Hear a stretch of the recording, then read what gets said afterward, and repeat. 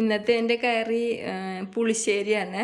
ഒരു നാടൻ കറിയാണ് കേട്ടോ. പുളിശ്ശേരി എന്നൊക്കെ പറയുന്നത് ഒരു ഇളവനാണ്. ഇളവൻ്റെ ഒരു കഷ്ണം ഞാനിത് കഴുകിയിട്ടൊക്കെ ഇവിടെ എടുത്ത് വെച്ചിട്ടുണ്ട്. തൊലിയൊക്കെ കളഞ്ഞ് നുറുക്കി കഴുകി എടുത്ത് വെച്ചിട്ടുണ്ട്. ഒരു 2 പച്ചമുളകും കൂടി ചീന്തി വെച്ചിട്ടുണ്ട്. അത് നമുക്ക് ഉപയോഗിച്ച് കറി ഉണ്ടാക്കാം. ചട്ടിയിലേക്ക് അത് ഞാൻ ഈ കഷ്ണം ഇട്ട് കൊടുക്കാം കേട്ടോ. പിന്നെ ഒരു 1/4 ടീസ്പൂൺ മഞ്ഞൾപ്പൊടി ഇട്ട് കൊടുക്കുന്നുണ്ട്. ഒരു 2 സ്പൂൺ മുളക് പൊടിയും പിന്നെ പാകത്തിന് വെള്ളമൊക്കെ ഒഴിച്ചിട്ട്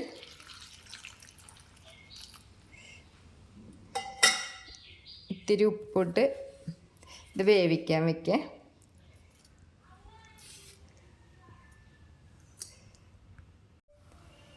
ഇത് ഞാനിവിടെ ചട്ടിയിലൊക്കെ ഇത് വേവാൻ വേണ്ടിയിട്ട് അടച്ചു വയ്ക്കുന്നുണ്ട്. ഇതിനുള്ള അരപ്പൊക്കെ ഞാൻ റെഡിയാക്കി എടുക്കട്ടെ.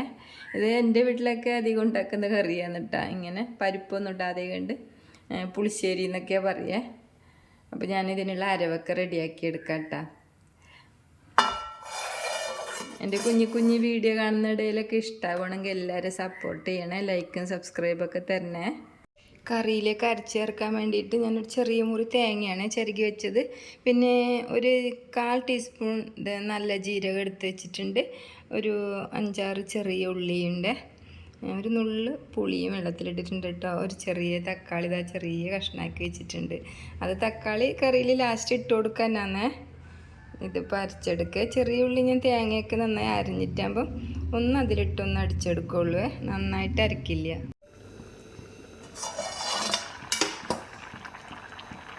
കഷ്ണങ്ങളൊക്കെ നന്നായിട്ട് വെന്തുണ്ട്.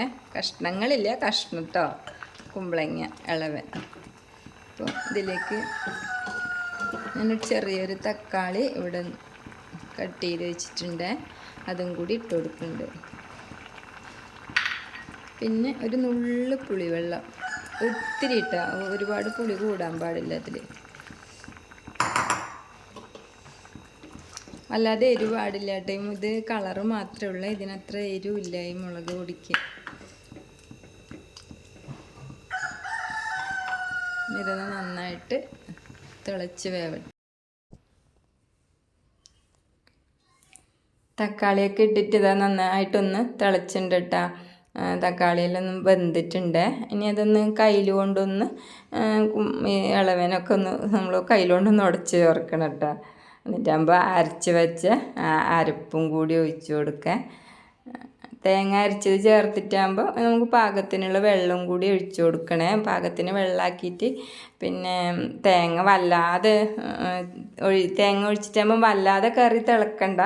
ഒന്ന് തിളച്ച് വരുമ്പം തന്നെ ഇറക്കി വയ്ക്കുക. പിന്നെ ഒരുപാട് വെള്ളമാവാൻ പാടില്ല കേട്ടോ. ഇങ്ങനത്തെ കറിയിൽ വെള്ളം കൂടിയാൽ പിന്നെ രുചി ഉണ്ടാവില്ല. ഇതെൻ്റെ വീട്ടിലൊക്കെ ഉണ്ടാക്കുന്ന കറിയാണ്. ഇന്നിപ്പോൾ ഞാൻ വിചാരിച്ചു എന്താ കറി വയ്ക്കുകയെന്ന് ഓർത്തപ്പോഴാണ് എന്നപ്പോൾ ഇന്ന് അതേപോലെയുള്ളൊരു കറിയാവട്ടെ, പുളിശ്ശേരി ആയിക്കോട്ടെ എന്ന്. പിന്നെ ഇങ്ങനത്തെ കറികളൊക്കെ മോനെല്ലാം ഇഷ്ടമാണ്. ഇന്ന് ഞായറാഴ്ച കാരണം വീട്ടിലൊക്കെ ഉണ്ടായിരുന്നു. അപ്പോൾ ഈ കറി മതി ഇന്ന്. പിന്നെ ഈ ചെറിയ ഉള്ളിയും പിന്നെ ജീരകവും ഒക്കെ അരച്ച നല്ലൊരു മണം കൂടിയാണ് ഈ കറിക്ക്. അപ്പോൾ കറി തിളച്ച് വരുമ്പോൾ നമുക്ക് ഇറക്കി വയ്ക്കാം കേട്ടോ. എന്നിട്ട് ഇനി വറവൊക്കെ ഇട്ട് കൊടുക്കണം. കറി നന്നായിട്ട് തിളച്ചിട്ടുണ്ട്. ഇനി ഇറക്കി വെച്ചിട്ട് ഞാനിതിന് വറവിട്ട് കൊടുക്കുകയാണ്. ചീനിച്ചട്ടിയിൽ എണ്ണയൊക്കെ വെച്ച് ചൂടായിട്ട് 1 സ്പൂണ് കടുക് ഇട്ട്, 1 പച്ചമുളക് പൊട്ടിച്ച്, കറിവേപ്പില,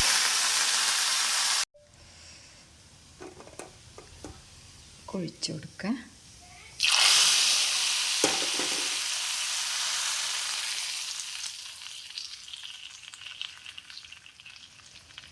ചീനച്ചട്ടിയിൽ നന്നായിട്ട് എണ്ണയൊക്കെ ഉണ്ട് കേട്ടോ. അപ്പോൾ അതൊക്കെ കൂടി ഒന്ന് കറി അതിലേക്ക് കോരി ഒഴിച്ചിട്ട് ചട്ടിയിലേക്ക് തന്നെ ഒഴിച്ച് കൊടുക്കാം.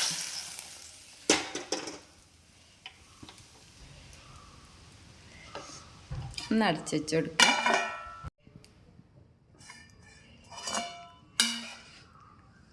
ഇളവം കൊണ്ടുള്ളൊരു നാടൻ പുളിശ്ശേരിയൊക്കെ ഞാനിവിടെ റെഡിയാക്കി വെച്ചിട്ടുണ്ട്. വീഡിയോ കണ്ട എല്ലാവരും ഇഷ്ടമായ ലൈക്കും സബ്സ്ക്രൈബും കമൻറ്റൊക്കെ തരണേ. Thank you.